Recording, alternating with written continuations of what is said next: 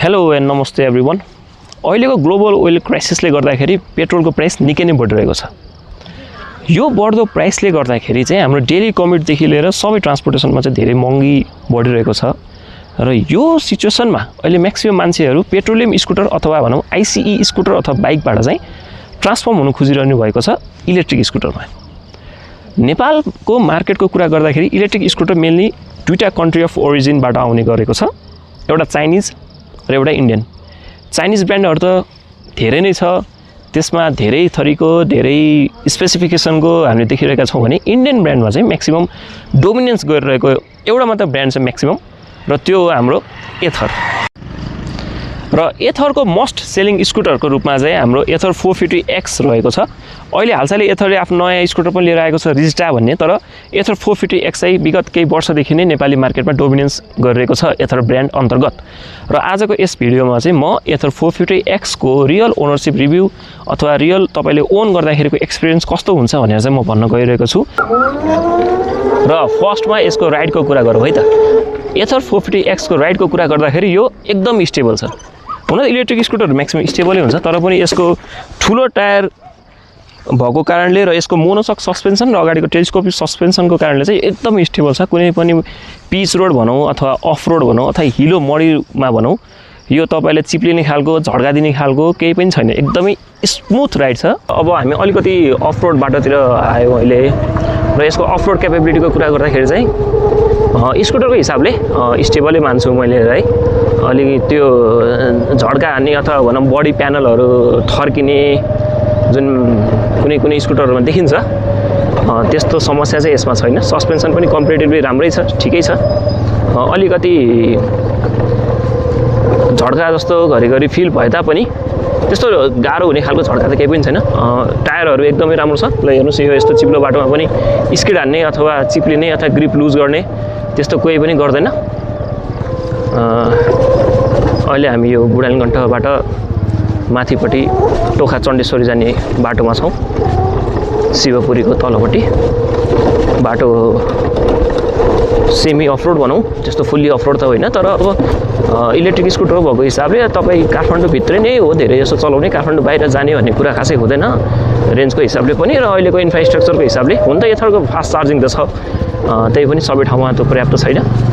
त्यो हिसाबले चाहिँ यतिको अफरोड भनौँ तपाईँ राम्रो नै धान्छ। कुनै कतै दुःख हुने अथवा तपाईँले पावर लुज हुने, तपाईँको ग्रिप सकिने त्यस्तो खालको केही पनि समस्या हुँदैन। 4वटा मोड छ यसमा।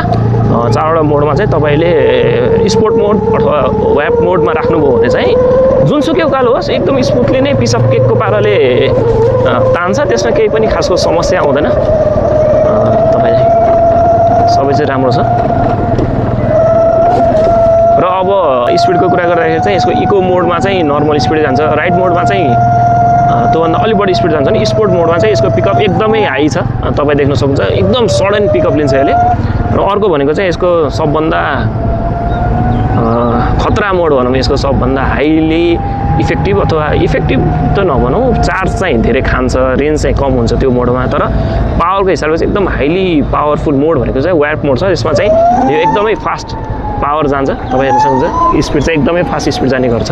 र यसको पिकअपको कुरा गर्दाखेरि चाहिँ जुन यसको 4वटा मोड छ त्यसमा चाहिँ यो व्याप मोडमा चाहिँ पिकअप एकदमै हाई रहेको छ, तपाईँ देख्न सक्नुहुन्छ। यो सडनली पिकअप लिन्छ यसले। मानौँ कुनै पनि उकालो अथवा तपाईँले मानौँ कसैले ओभरटेक गर्नु छ भने एकदम सडनली तपाईँ देख्नुहुन्छ एकदमै फास्ट पिकअप लिन्छ यसमा चाहिँ।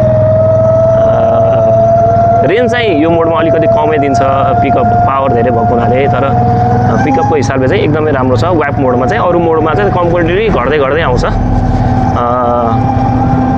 र म चाहिँ यसलाई चलाउँदाखेरि चाहिँ राइड मोडमै चलाउन प्रिफर गर्छु, यसको राइड मोड भन्ने सेटिङमा, किनभने त्यसमा चाहिँ पावर र रेन्जको चाहिँ पर्फेक्ट कम्बिनेसनको रूपमा चाहिँ राइड मोड रहेको छ, जसमा चाहिँ दुइटैको पर्फेक्ट कम्बिनेसन चाहिँ मैले पाउँछु त्यसमा चाहिँ।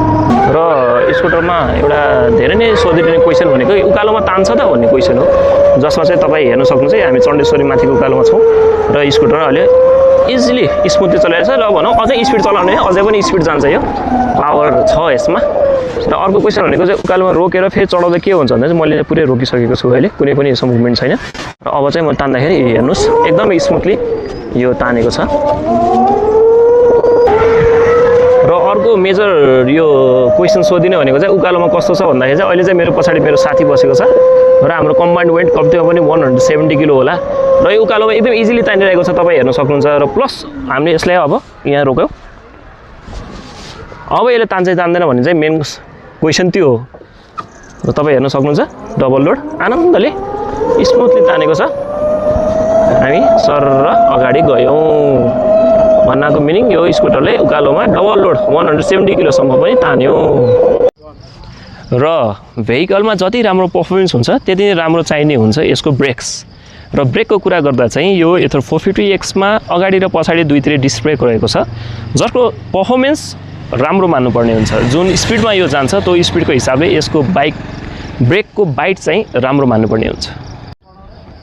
र अब कुरा गरौँ यसको लाइट्स भनौँ बत्तीको बारेमा। र यो स्कुटरमा चाहिँ सबै एलइडी लाइट्सहरू रहेको छ, जसमा चाहिँ मेन लाइटहरू यहाँ छ भने यो चाहिँ डिआरएल रहेको छ। यो सबै चाहिँ यसको एलइडी फर्मेटमा रहेको छ भने इन्डिकेटर पनि एलइडीमै रहेको छ। ब्याकलाइटको कुरा गर्दाखेरि चाहिँ यो पनि अल एलइडीमै छ, जसको चाहिँ लुक्स राम्रै छ। र यसको इन्डिकेटर पनि यही यसमै इन्डिकेटेडै छ, यसमा इन्टिग्रेटेड छ। र यसको डिकीको कुरा गरौँ है त। डिकीको कुरा गर्दाखेरि चाहिँ कम्पेरिटिभली ठुलै छ डिकी। अरू इलेक्ट्रिक स्कुटरहरूले योभन्दा ठुलो पनि दिइरहेका छन्, तर यसको पनि ठुलै छ।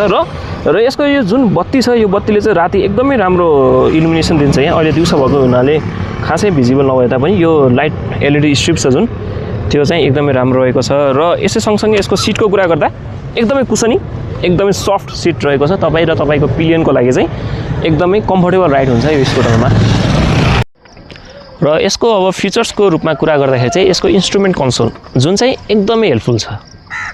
र यसको इन्स्ट्रुमेन्ट कन्सोलको फिचर्सको कुरा गर्दाखेरि चाहिँ मलाई एकदमै मन परेको फिचर्स हो कि म्याप फिचर्स। यसमा चाहिँ तपाईँले आफू जानुपर्ने कहाँ हो लोकेसन त्यो सर्च गरेर चाहिँ सिधै यसले चाहिँ तपाईँले गाइड गर्ने गर्छ।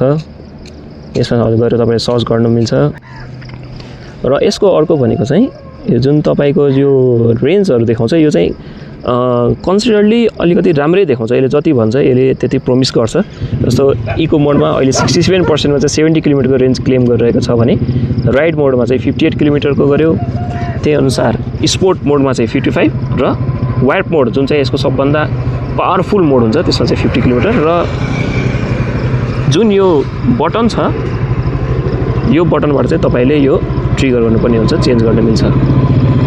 र हालसम्म यो स्कुटर चाहिँ 10,770 किलोमिटर कुदिसकेको छ। र यसको कन्ट्रोल्सको कुरा गर्दाखेरि चाहिँ हामीसँग सबै हाम्रै रिचमै छ, जसमा चाहिँ यो तपाईँको हाई बिम र लो लाइटको स्विच भयो। र यो जोइस्टिकबाट चाहिँ तपाईँले सेटिङहरू र यसको अरू फिचर्सहरू युज गर्न सक्नुहुन्छ। र यो इन्डिकेटर भयो, यो हर्न भयो भने यो चाहिँ तपाईँको मोटरलाई अफ गर्ने भयो, यो मोड चेन्ज गर्ने भयो भने यो स्टार्टर बटन भयो। र यसको एउटा मेन फिचर्स यो भनेको चाहिँ यो बटनले गर्छ, जुनको चाहिँ म अब तपाईँलाई देखाउन गइरहेको छु। र यो बटनको फिचर युज गर्नुभन्दा पहिले चाहिँ तपाईँले चाहिँ स्कुटरलाई स्टार्ट गर्नुपर्ने हुन्छ, जसको लागि तपाईँले स्टार्ट गर्नुभयो। स्टार्ट गरिसकेपछि र यो बटन थिच्नुभयो भने चाहिँ यो रिभर्स मोडमा जान्छ। र रिभर्स मोडमा तपाईँले जब यो एक्सिलेटरलाई थ्रोटललाई तपाईँले बटार्नुहुन्छ तब तपाईँको स्कुटर अटोमेटिक रिभर्स मोडमा जान्छ। र यसको राइडिङ पोस्चरको कुरा गर्दाखेरि चाहिँ एकदमै कम्फर्टेबल राइडिङ पोस्चर छ। मिररहरू पनि वाइड छ, पछाडिको भ्यूहरू तपाईँले क्लियरली देख्नुहुन्छ। ह्यान्डलको ग्रिपहरूदेखि लिएर हाइट पनि कम्पेरिटिभली ठिकै छ। यसको यो फुट एरिया पनि ठिकै छ, त्यति धेरै वाइड पनि होइन, त्यति न्यारो पनि होइन, ठिकै छ।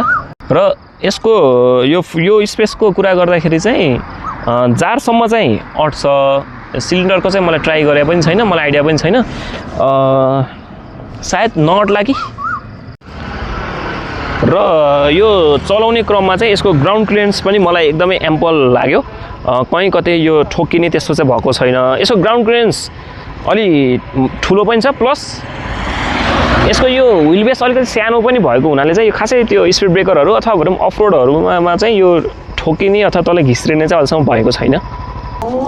र यसको अर्को एउटा मलाई एकदमै मन परेको फिचर्स भनेको चाहिँ अटो होल्ड भन्ने फिचर्स हो, जसमा चाहिँ तपाईँ मानौँ कुनै पनि उकालोमा गएर यसरी रोकिदिनु भयो, ब्रेक हान्नु भयो भने स्कुटरले अटोमेटिक यो अटो होल्डमा हुन्छ।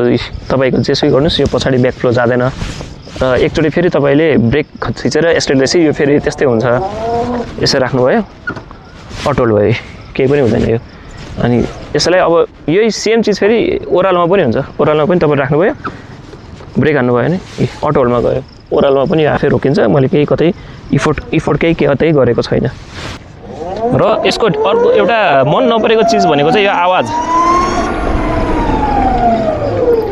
जुन यो साउन्ड छ यो साउन्ड चाहिँ तपाईँ अलि ठुलो स्पेसमा अथवा ठुलो रोडमा चलाउनु भयो भने चाहिँ त्यति फिल हुँदैन तपाईँलाई तब गल्लीहरूतिर अथवा अरू कतैतिर तपाईँले यो रोड थ्रोटल दिनु भने चाहिँ एकदम पुरा हल्ला चाहिँ गर्छ स्कुटरले साइलेन्ट इलेक्ट्रिक स्कुटर चाहिँ छैन यो र यसको अर्को एउटा मलाई अलिकति कच्चो लागेको कुरा भनेको चाहिँ यसको स्ट्यान्ड यो स्ट्यान्ड चाहिँ खासै मलाई त्यति बलियो जस्तो चाहिँ लाग्दैन हुन त यसले के धोका त दिएको छैन र यो जहिले पनि बाहिर देखिरहेको हुन्छ यहाँनिर यो भिजिबल भइरहेको हुन्छ यो स्ट्यान्ड र अर्को भनेको यसकोमा डबल स्ट्यान्ड चाहिँ छैन डबल स्ट्यान्ड नभएको हुनाले चाहिँ कहिलेकाहीँ मानव टायर बनाउनु पर्यो पङ्चरहरू भएको खण्डमा भने तपाईँलाई चाहिँ गाह्रो हुन जाने हुन्छ तर मेरो पर्सनल कुरा गर्दा चाहिँ मलाई अहिलेसम्म यो स्कुटरमा पङ्चरको प्रब्लम चाहिँ फेस भएको छैन र आज यो भिडियोको दौरानमा मैले मेरो जे जति एक्सपिरियन्सहरू सेयर गरेको छु त्यो सबै एक्सपिरियन्स चाहिँ यो